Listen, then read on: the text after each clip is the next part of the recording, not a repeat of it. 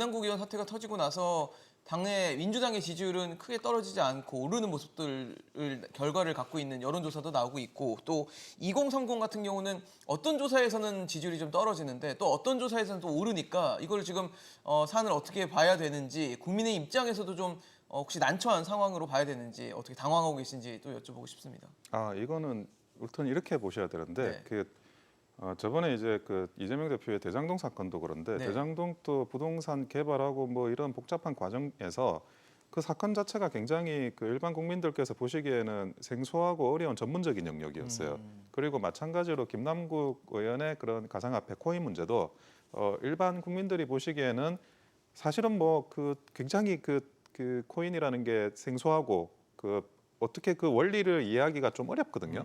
그거는 뭐 여기서 말하고 있는 저도 마찬가지로 이 문제를 받아볼 때 별도로 이제 공부를 해야 되고 변호사지만 그런 내용으로 좀 사항이 어려웠다는 거 첫째 그게 하나 있어요. 그러면 이제 반응을 할 때 이 그 국민들께서 보실 때는 양쪽 이야기를 이렇게 들어봐야 되잖아요. 그렇죠. 거기에서 반응이 좀 시간이 걸리는 부분은 분명히 있습니다. 근데 지금 현재는 이제 그 이 며칠간에 그 10일 가까이 일어나는 반응을 보고 뭐 국민들께서 다른 식으로 그러니까 그 민주당이 호의적으로 김남국 의원의 호의적으로 반응하실 거라고 생각하진 않고요. 그러면 이제 왜 그러면 그 리얼미터의 여론조사는 이렇게 오히려 민주당이 오르는 걸로 나타났나? 그러게요. 근데 여론조사가 이제 그 매주 하지만 가끔씩 튀는 여론조사가 나옵니다. 그러니까 갤럽은 이제 그 전주하고 이번 주하고 크게 이제 달라지는 건 없고 그 부분에 대해서는 약간 이제 그 반응이 조금 더 시간이 걸리는 이슈다 이런 거가 어느 정도 반영이 된 거고 그러니까 리얼미터 같은 경우에는 내용을 보시면 아주 특이한 부분이 있는데 네. 그 디테일한 그 내역을 보면 대전 충청에서 한 10% 이상 떨어져. 그 민주당의 지지율이 올라가요. 그리고 대전하고 충청. 예. 대구 경북에서도 10% 이상 민주당의 지지율이 오르고 그리고 보수층에서 3% 이상 오릅니다.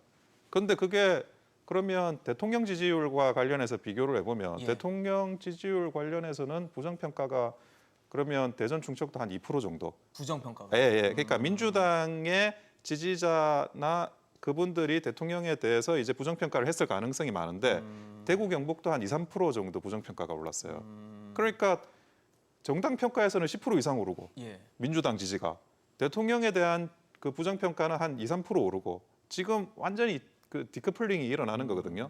이게 그 이번에 그 리얼미터 조사는 표본이나 이런 거를 한번 재설정을 해볼 필요도 있으실 것 같아요. 이게 지금 보니까 내용에서 조금 그 단순히 이제 불리하게 나왔다, 뭐 좋게 나왔다 이거 가지고 이제 그 여론조사의 신빙성을 우리가 의심하진 않아요. 그렇죠. 근데 네네. 디테일에 들어가 보면 왜 이게 같은 추세가 한쪽에서는 추세가 뭐 이쪽으로 가는데 왜 한쪽 추세는 이쪽으로 가느냐 이거를 그 두 표본을 비교하면서 판단을 해보는 거거든요.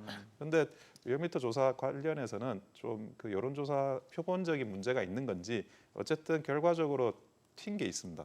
그래서 그거는 이제 그 내부적으로 한번 여론조사 업체도 좀 어떤 상황인지를 돌이켜볼 문제가 있는 것 같아요. 평론가님은 어떻게 보고 계세요? 지지율 상황에 대해서? 그러니까 여론조사 결과라는 거는 숫자죠. 그리고 그렇죠. 숫자라는 것은 그 숫자 자체인 것이지 그 숫자가 왜 그러한 숫자가 도출되었는가에 대해서는 나머지는 이제 해석입니다. 그렇죠. 여러 가지 해석들을 예. 지금 하고 있는 것이고 그 해석 중에 하나로서 지금 말씀하신 대로 어떤 종류의 통계적인 예를 들면 뭐랄까요 좀 오차라든지 그리고 또는 뭐 여러 가지로 이제 좀 오인이라든지 그리고 말씀하신 것처럼 뭐 표집의 문제라든지 이런 것들도 있을 수 있다. 이것도 하나의 가능성이죠.